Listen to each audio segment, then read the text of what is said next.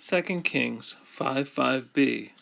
Vayelech, vayikach biyado, eser kikare chesef, vasheshet alefim zechav, vaeser chalifot begadim.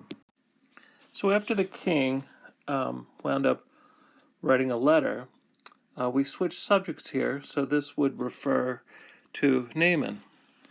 And Naaman went, and he took in his hand 10 talents of silver and 6,000 gold. No units given for the 6,000 gold, so it's probably a shekel, and 10 changes of clothing. Biyado, in his hand. This is metaphorical for under his control.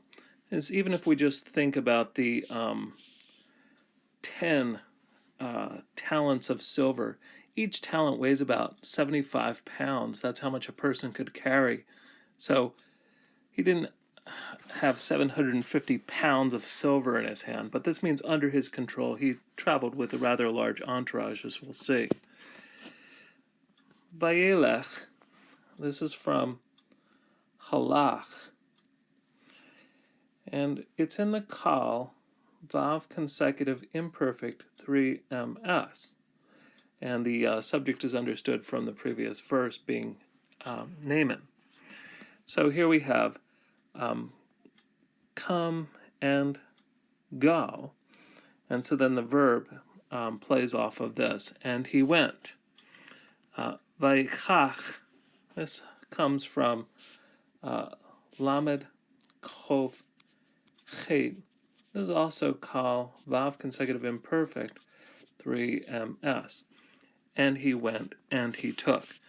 Now in both cases we're missing a letter. In the case of halach, it's because the hey functions as though it were a yod, so it has the same really paradigm as a peyod verb, with a hey being displaced by the prefix pronoun yod. Now in the case of lachach, this functions also in a strange way, with the lamed functioning as though it were a nun. So we generally think about lachach with the pei nun verbs.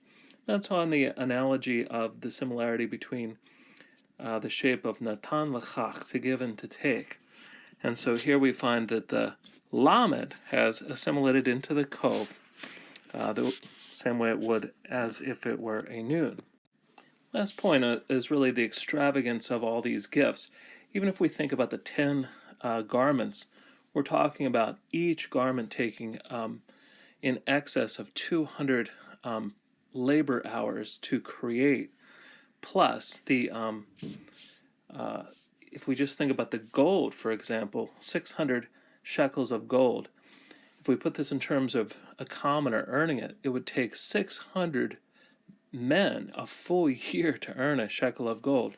So this is an extraordinary gift that the king of Aram is putting into the hand of his great commander, Naaman, to seek help from the prophet of Samaria.